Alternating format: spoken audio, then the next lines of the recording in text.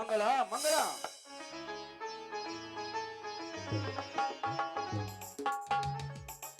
ಇದೇನು ಸ್ವಾಮಿ ಕೈಯಲ್ಲಿ ಚೀಲ? ಇದು ನನಗೆ ಈ ಭೂಮಿ ತಾಯಿ ನೀಡಿದ ಬಂಗಾರದ ಫಸಲು ಕಣೆ.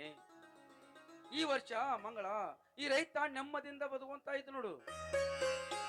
ಅಂದ್ರೆ ಈ ಸರ್ತಿ ನಮ್ ಕಾಯಿ ಪಲ್ಲೆಗೆ ಚೆನ್ನಾಗಿ ರೇಟ್ ಬಂತು ಅನ್ನಿ. ಅನ್ನುವುದೇನಿದೆ ಮಂಗಳ, 1 ಕೆಜಿ ಬದನೆಕಾಯಿಗೆ 80 ರೂಪಾಯಿ ಇದೆ, 1 ಕೆಜಿ ಚೌಳಿಕಾಯಿಗೆ 100 ರೂಪಾಯಿ ಇದೆ, 1 ಕೆಜಿ ಟೊಮೆಟೊಗೆ 150 ರೂಪಾಯಿ ಇದೆ. ಇದೇ ರೀತಿ ದಿನಾಲು 8,000 ರೂಪಾಯಿದಂತೆ ಆದರೆ ಈ ರೈತ ಈ ವರ್ಷ ನೆಮ್ಮದಿಯಿಂದ ಬದುಕುತ್ತಾನೆ ನೋಡು. ಸ್ವಾಮಿ, ಯಾಕೆ ಮಂಗಳ ನಿನ್ನ ಕಣ್ಣಲ್ಲಿ ನೀರು?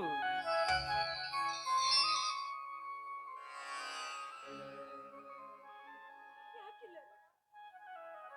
ನಿಮ್ಮ ಜೀವನ ಹಗಲಿರುಳು ಈ ಕಣ್ಣೀರಿನಲ್ಲಿ ನೀರು ಹಾಯಿಸೋದ್ರಲ್ಲಿ ಸಣ್ಣ ಆಗ್ತಾ ಇದೆ ಎಲ್ಲರಿ. ಇದನ್ನ ನೋಡ್ಕೊಂಡು ಒಂದ್ ಸ್ವಲ್ಪ ಮನಸ್ಸಿಗೆ ದುಃಖ ಆಗಿ ಕಣ್ಣೀರು ಬಂತು ಅಷ್ಟೇ. ಮತ್ತೆ ಹುಚ್ಚಿ, ಈ ರೈತ ಹುಟ್ಟಿದ್ದೆ ಕಷ್ಟ ಎಂಬ ನೇಗಲಿಕೆ ಹೆಗಲು ಕೊಟ್ಟು, ಸುಖ ಎಂಬ ಉಡಿಯ ಕಟ್ಟಿ, ಸಂತೋಷ ಎಂಬ ಉತ್ತಿ ಬಿತ್ತಿ ಬೆಳೆದು ದುಡಿಯೋದಕ್ಕೆ. ಎಲ್ಲಿ ಸ್ವಲ್ಪ ನಗುಚ್ಚಿನ?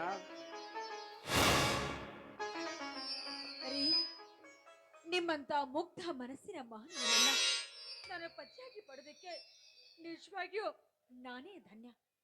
ನಿಮ್ಮ ಒಂದೊಂದು ಮಾತ್ರ ಅರ್ಥವನ್ನು ನೆನಪಿಸ್ಕೊಂಡೆ ಅಂದ್ರೆ ನಿಜವಾಗಿಯೂ ಈ ಮನೆ ನನಗೆ ಸ್ವರ್ಗದಂತೆ ಭಾಸವಾಗುತ್ತೆ. ಹೌದು ಕಣೆ, ನೀನ್ ಯಾಕರೆ ನನಗೆ ತುಂಬಾ ಚೆನ್ನಾಗಿ ಕಾಣ್ತೀಯ. ನಿನ್ನನ್ನು ನಾನು ಪಡೆದಕ್ಕೆ ನನ್ನ ಪೂರ್ವ ಜನ್ಮದ ಪುಣ್ಯ ಮಾಡಿರ್ಬೇಕು. ಇದೇ ಸಂತೋಷದಲ್ಲಿ ಒಂದು ಹಾಡನ್ನು ಹಾಡಬಾರದು? ನಿನ್ನಂತ ಶ್ರೀಮತಿ ಕೈ ಹಿಡಿದಾಗ, ನಿನ್ನಂತ ಗುಣವತಿ ಜೊತೆಯಾದಾಗ ದಿನವೂ ಆನಂದವೇ.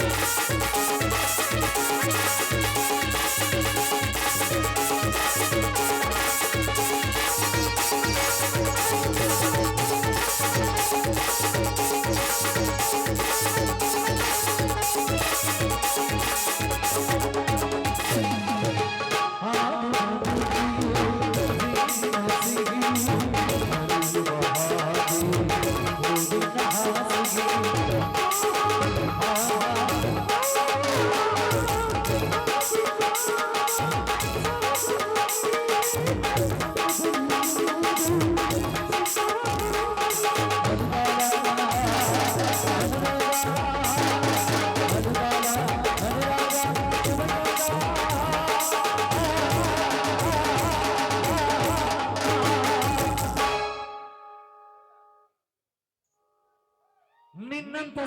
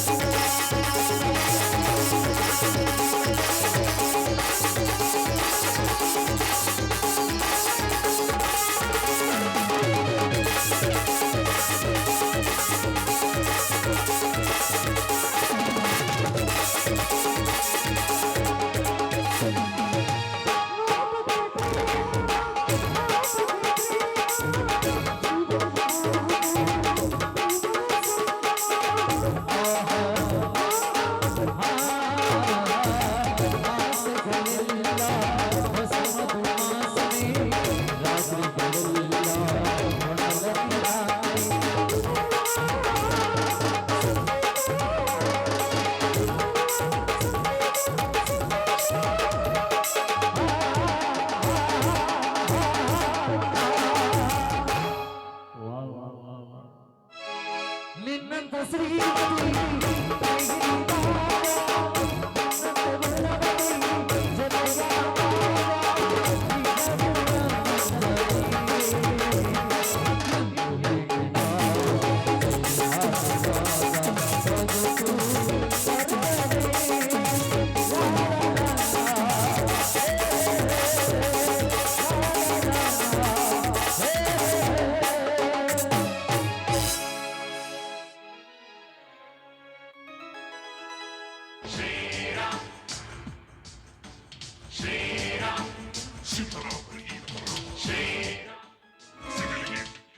ಅಣ್ಣ ರಾಜಧರ್ಮಣ್ಣ.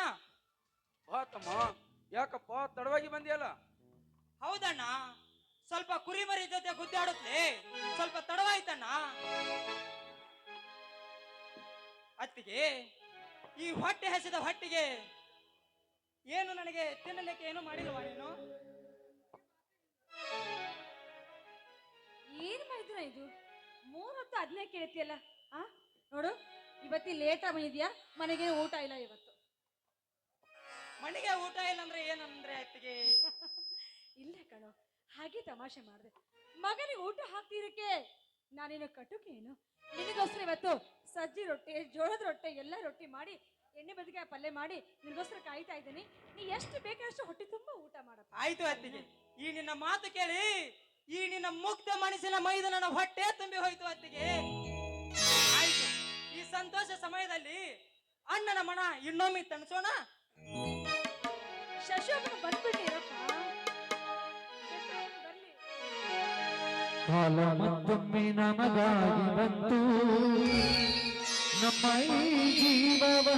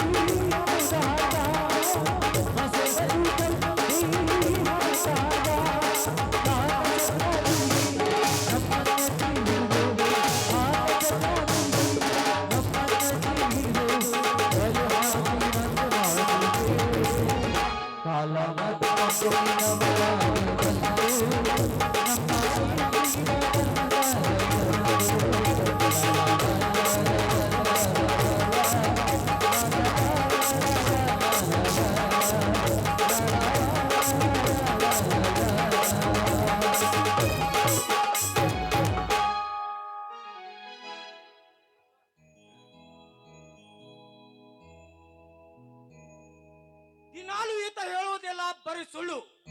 ಈತನ ಮಾತು ಕೇಳುತ್ತಾ ನೀವು ಹೊರಟರೆ ಕೋರ್ಟು ಕಚೇರಿಗೆ ಹೋಗೋ ಸಮಯ ಏನೋ ಉಳಿದಿಲ್ಲ. ಅಂದರೇನು ಶಶಿಧರ ನಿನ್ನ ಮಾತಿನ ಅರ್ಥ? ಇಡೀ ಸುತ್ತ 10 ಹಳ್ಳಿಯ ಜನಾಂಗ ಸುಮ್ಮನಿರುವಾಗ ಈತನೇ ಒಬ್ಬನೇ ಆ ಎಮ್ಮೆಲಿಯ ಗೌಡರ ಮನೆಗೆ ಹೋಗಿ ವಿಮಾನ ನಿಲ್ದಾಣಕ್ಕೆ ಇಡೀ ಮಣ್ಣು ಕೊಡುವುದಿಲ್ಲ ಅಂತ ಹೇಳಿ ಸವಾಲು ಹಾಕಿ ತಾಕತ್ತಿದ್ರೆ ನಿನ್ನ ನೋಡಿಕೊಳ್ತೇನೆ ಎಂದು ಹೇಳಿ ಬಂದಿದ್ದಾನಂತೆ. ಕೇಕೆ ಬೇಕನ್ನ ಆ ರೈತ ಚಳವಳಿಯ ಹೋರಾಟ.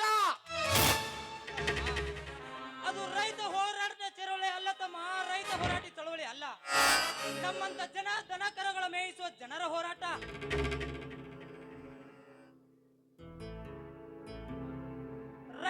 ರೈತರ ಗೋಮಾಳ ಹೋದ ಮೇಲೆ ಏನು ಮಾಡುದಪ್ಪ? ಅದು ಉತ್ತಿ ಬಿತ್ತಿ ತೊಳೆದು ತುತ್ತಿನ ಚೀಲ ತುಂಬಿಸಿಕೊಳ್ಳುವ ಹೊಲ. ಅದೇ ಹೋದ ಮೇಲೆ ಅದನ್ನು ಬಿಟ್ಟು ಖರಾಬ ಜಾಗ ನೋಡಿಕೊ ಎಂದರೆ ಅದು ನನ್ನ ದೊಡ್ಡ ತಪ್ಪೇನಪ್ಪ? ಅದು ದೊಡ್ಡ ನನ್ನ ತಪ್ಪು. ಹೌದು, ಅದು ತಪ್ಪೇ.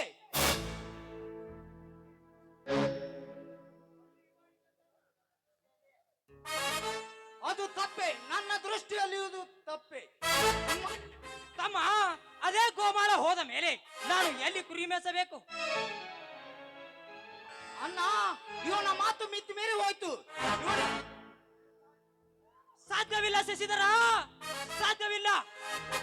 ಮಿತಿ ಮೀರಿ ಹೋಯಿತು ಅಂದರೆ ಆ ರೈತನಿಗೆ, ಆ ರೌಡಿಗೆ ಹೆದರಿ ಹೇಡಿಯಾಗಿ ನಿಲ್ಲಬೇಕಾ? ಇಲ್ಲ ಗೌಡನ ಕಾಲು ಹಿಡಿದು ಕ್ಷಮೆ ಕೇಳಬೇಕಾ? ಹೌದು, ಎರಡರಲ್ಲಿ ಒಂದಾಗಲೇಬೇಕು. ಬೇಕಪ್ಪ, ಸ್ವಲ್ಪ ಚೆನ್ನಾಗಿ ಮಾತನಾಡು.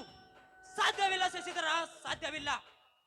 ನಿನ್ನ ಮಾತನ್ನು ಕೇಳಿ ನನಗೆ ಬಹಳ ಆಘಾತವಾಗುತ್ತಿದೆ ತಮ್ಮ, ಬಹಳ ಆಘಾತವಾಗುತ್ತಿದೆ.